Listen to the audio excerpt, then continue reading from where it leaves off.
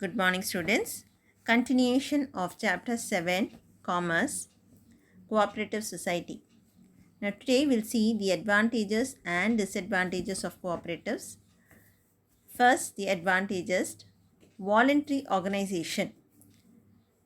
Voluntary organization means any person can become a member in a cooperative society out of their own interest. If they are willing, they can become a member. The membership is open to all, okay, and they have to pay a small amount as membership fee.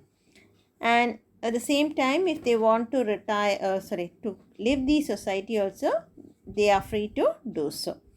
Okay, now see here, the membership of a cooperative society is open to all. Any person with common interest can become a member. The membership fee is kept low so that everyone would be able to join and benefit from cooperative society.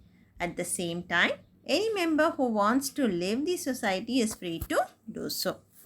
Next one, easy formation.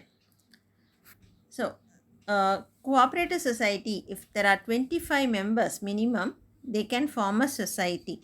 Okay, and there is no much formalities, legal formalities required to form a cooperative society. Now, cooperatives can be formed much easily when compared to a company. Any 25 members who have attained the majority can join together for forming a cooperative society by observing simple legal formalities. Okay. Next one, democracy. Now, this cooperatives is based on the principle one man, one vote. Okay, that means if a member A is bringing in capital of 50,000, member B is bringing in 1 lakh as capital. Okay, now even though the capital varies, the voting right is equal for all the members. Okay, for one member, one vote. So, irrespective of the capital contributions of the members of a cooperative society, there is equal voting rights for all the members in the society. So, that is the meaning of democracy. Now, see here, a cooperative society is run on the principle one man, one vote. It implies that all members have equal rights in managing the affairs of the enterprise. Members with the money power cannot dominate the management by buying majority shares. So, if a person buys more number of shares, he cannot have more power in the cooperative society. The voting power is the same. The management, control, everything is same for all the members. Equal distribution of surplus. So, whatever the surplus the cooperative earns, okay, it is distributed equally to all the members. And out of the profits earned, 10% is kept for the society, for the benefit of the society, and the remaining is distributed equally to all the members of the society. Okay, and this 10% which has been allocated for the society, it is used for the promotion and welfare of the society, the locality where the cooperative is located. Now see here, the surplus generated by the cooperative society is distributed in an equitable manner among the members. Therefore, all the members of the cooperative societies are benefited. Further, the society is also benefited because the sum not exceeding 10% of the surplus can be utilized for promoting the welfare of the locality in which the cooperative is located. Okay, society is benefited. Next one, limited liability. Now, in a cooperative society, the liability of the member is limited to the extent of their share capital, to their capital contribution. Suppose A is contributing 50,000 for capital, his liability is limited up to 50,000. If B is contributing 1 lakh, his liability is limited up to 1 lakh. Okay, and that means what? Their personal properties are not utilized to repay the debts of the cooperatives. Next, separate legal entity. So a cooperative society, like a company, joint stock company, they are also a separate legal entity. After registration, they become a distinct entity from its members. They are different from the members. Okay.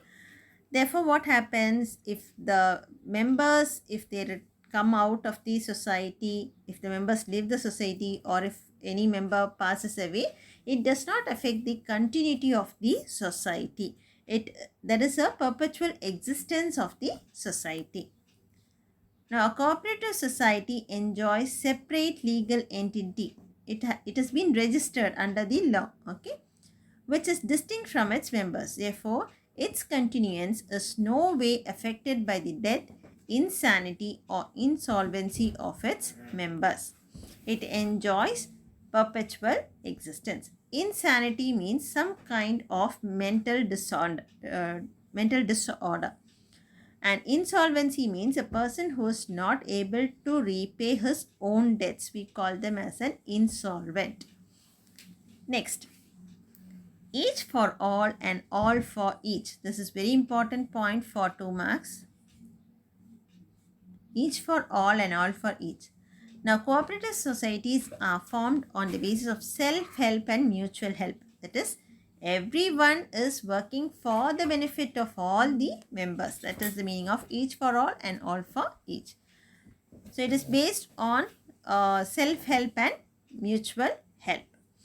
Therefore, the members contribute their efforts to promote the common welfare. So, all the members, they work for a common welfare of the society, in where it is located in that local area. Next one, greater identity of interest. Now, this society, all the members of a particular society, they work for the benefit of the people in that locality. So, they know the people in their area, they interact with the people, they know what are their needs, and they work for the fulfillment of the needs of the local people. Okay. So, that is greater identity of interest. It operates in a limited geographical area, and there is a greater identity of interest among the members. Members would be interacting with each other. So, they come to know about the local people, they interact with each other, they know what are the needs of the people in that locality. They can operate and manage the activities of the society in a more effective manner. Next one is government support. Now, it is registered under the law. Cooperative society is registered under the law, and the government provides all the supports to the cooperative society. But they do not interfere. But the government will not interfere in the day-to-day activities of the cooperatives, but it will provide all the support, like providing the loans to the cooperative society at a lower rate of interest, and they also provide some grants and subsidies to the society. Okay. Now, the government, with a view to promote the growth of cooperative society, extends all the supports to them. It provides loan at cheap rate of interest and provides subsidies, etc. Next, elimination of middlemen. Now, what the cooperative societies do is they buy the products directly from the producer and sell it to the consumers. Cooperative society, they buy the products from the producers and supply it to the consumers. So, it eliminates middlemen. Okay. If there is a chain of middlemen, what happens? The goods, the cost of the goods increases. Whereas if they sell directly to the consumers, supply the products directly to the consumers, the cost of the product is reduced. Okay. Now, cooperative society can deal directly with the producers and with the ultimate consumers. Therefore, they are not dependent on middlemen and can save the profits enjoyed by the middlemen. Next, tax concession. Now, the government, they provide various tax exemptions for the cooperative society because their main aim is not to make profit and provide more services to the consumers. So, the government also provides some exemptions, tax exemptions and tax concessions to these cooperative society. Now, to promote the cooperative movement and also because of the fact that it is a non-profit enterprise. That means what? The main motto of the cooperative society is not to earn profit but for rendering service to the society. So, for that purpose, the government provides various exemptions and tax concession. Rural credit. Now, in rural areas, many of the farmers, they are they get the loans from the money lenders and they have to pay more rate of interest to the money lenders. So they are under the clutches of the money lenders. So what happens when they start the cooperative society? This society, they provide the loans to the farmers and all the members of the locality at the lower rate of interest, and thus they are relieved from the clutches of the money lenders. Okay. So here, cooperative societies have contributed significantly in freeing the villages from the lenders, money lenders. Earlier, money lenders used to charge high rate of interest and the earnings of the villagers were kept on payment of the interest alone. Whatever the villagers get, they have to pay only for the interest. The money will not be sufficient to meet their daily needs. Cooperatives provide loan at a cheaper rate of interest and have benefited the rural community. After the establishment of cooperatives, the rural peoples were able to come out of the grip of the money lenders. Okay. Next, we'll see the disadvantages. Limited funds. Now, cooperative society, the minimum members will be 25. So, what happens? These members, they buy the shares of the cooperatives and the capital can be raised only up to a certain limit. Okay, we cannot raise large amount of capital and the membership fee which is collected is also very low. So, what happens? They cannot, this cooperative society, they cannot raise more amount of capital. Okay. Now, cooperative societies have limited membership and are promoted by the weaker section. That to know the rural areas only, the people will not be they don't buy much shares of the cooperatives. The membership fee collected is low. Therefore, the funds available with the cooperatives are limited. The principles of one man, one vote and the limited dividends also reduces the enthusiasm of the members. They cannot expand their activities beyond a particular level because of limited financial resources. See, this principles of one man, one vote. Okay, so if a person buys 10,000 shares, if a person buys 5,000 shares, but the voting power for all the members is same. Okay, they are treated with equality. One man, one vote. So what happens? What they feel is, even if they buy 5,000 shares or 10,000 shares, the voting power is the same. So they don't come forward to buy more shares in the cooperatives. So the cooperatives cannot produce more amount of capital. Next one is over reliance on government fund. Now, because of this reason, limited financial resources, these cooperatives, they should depend on the government for the resources. Okay, they rely on the government funds. Now, this process is very, we cannot predict that the amount will be sanctioned immediately. It is a long process to get the government approval.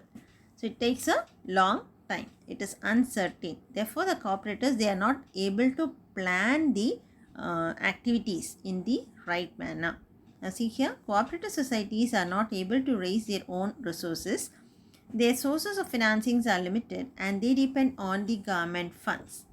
The funding and the amount of funds that would be released by the governments are uncertain.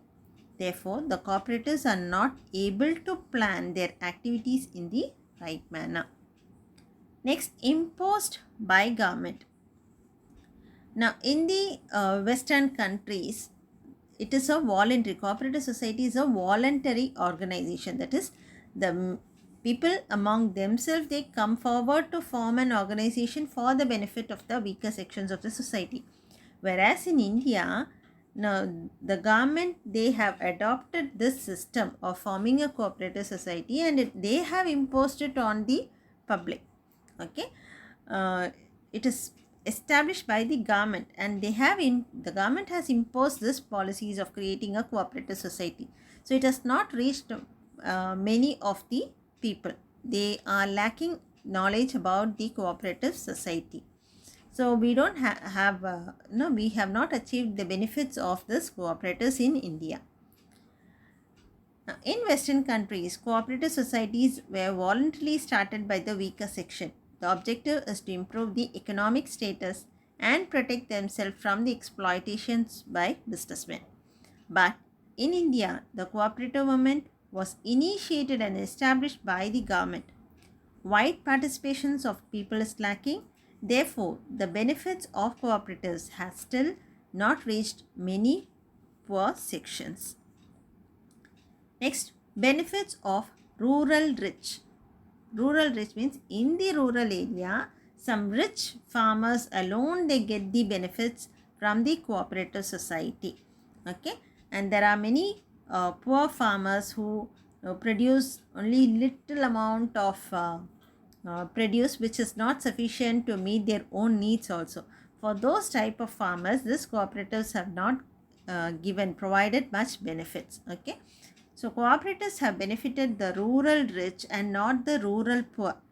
The rich people elect themselves to managing committee and manage the affairs of the cooperatives for their own benefits. So rich people, rich farmers and rich peoples of the locality, they voluntarily come forward to manage the society, and they take the maximum benefit of the out of the society. Okay, the agricultural produce of the small farmers is just sufficient to fulfill the needs of their own family.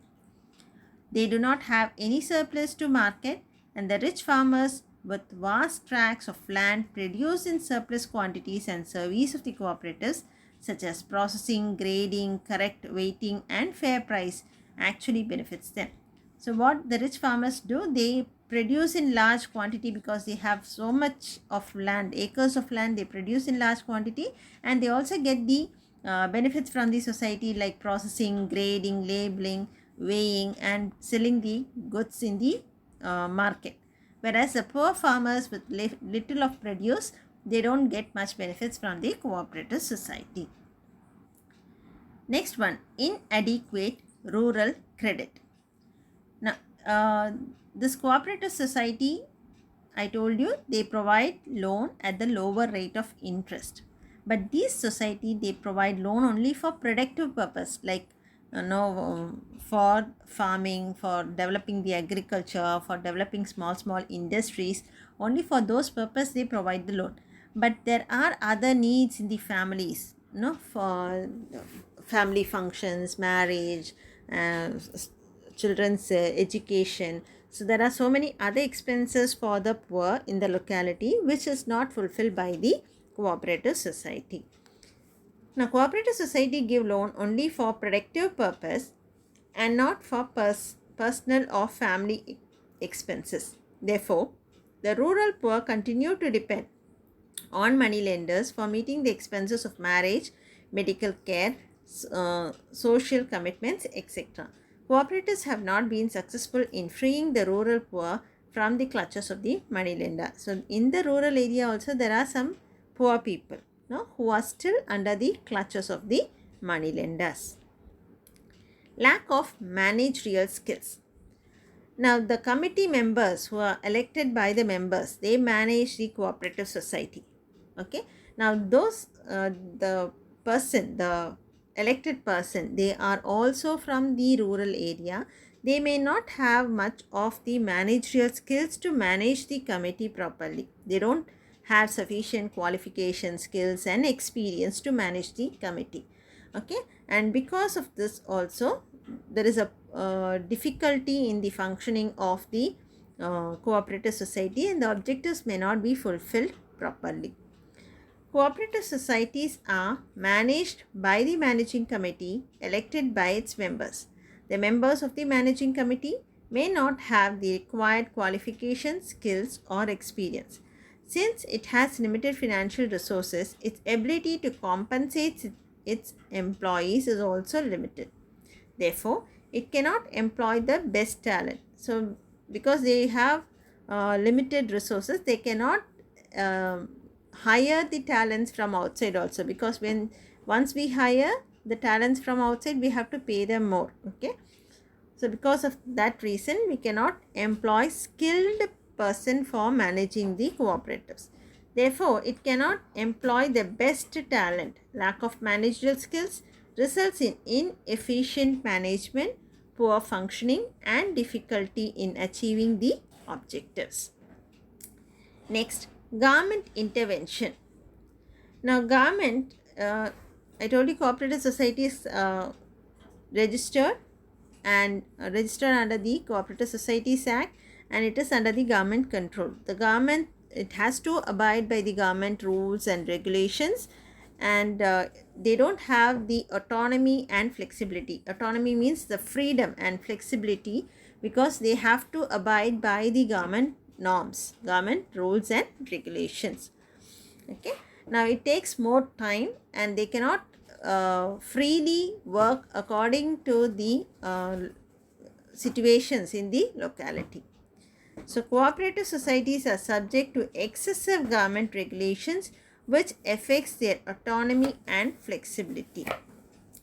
Adhering to various regulations takes up much of management's time and efforts.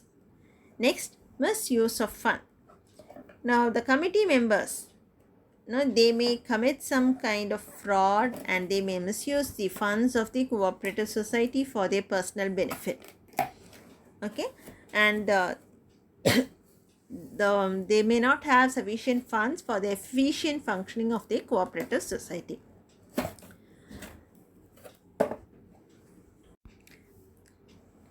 If the members of managing committee are corrupt, they can swindle the funds of the cooperative society.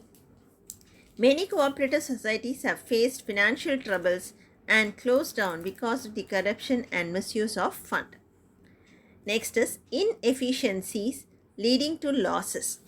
Inefficiency means they don't have the talented employees talented members to manage the committee. So they are inefficient, they are incapable of managing, and this may lead to the loss in the society. Cooperative society operates with limited financial resources, therefore they cannot recruit the best talent, acquire the latest technology, or adopt modern management practice. So they don't have sufficient fund, and for this reason they are not able to hire the best talent from outside to manage the committee, and they cannot adopt the latest technology, and they cannot adopt the modern management practice also. Okay, they operate in the traditional method, they operate in the traditional mode, which may not be suitable in the modern business environment, and therefore they may suffer loss. Next is lack of secrecy. So all the members, they come to know about the affairs and the dealings in the cooperative society. All the reports has to be submitted to the registrar, and it will be updated. All the informations relating to all the activities of the cooperatives is known to all the members. So there is lack of secrecy maintained in a cooperative society. Maintenance of business secrets is a key for competitiveness of any business organization, but business secrets cannot be maintained in cooperatives because all the members are aware of the activities of the enterprise. Further, Reports and accounts have to be submitted to the registrar of the cooperative society. Therefore, information relating to the activities, revenues, members, etc. become a public knowledge. Next, conflict among members. Now, 25, when all the members they work together, there are chances that they may lead to conflicts, misunderstanding, disputes, okay, and quarrels also. And so this, there won't be a good working environment, okay, among the members. Cooperative societies are based on the principles of cooperation. So the main principle is cooperation, okay, but in practice this is not followed, and therefore harmony among the members is important, but in practice there might be internal politics, difference of opinion, quarrels among the members which may lead to dispute. Such disputes affects the functioning of the cooperative society. Next is limited scope. Now this cooperative society, this system can be adopted only for small industries or certain kinds of industries alone, like agriculture industry, cottage industry, all small industries. Whereas if they want to produce in large amount for large scale industries and all, they cannot form a cooperative society because they need huge amount of resources and proper management is required. So it is not suitable for industries which requires large investments. Cooperative societies cannot be introduced in all the industries. Their scope is limited to only certain areas of enterprise. Since the funds available are limited, they cannot undertake large scale operations and is not suitable in industries requiring large investments. Okay.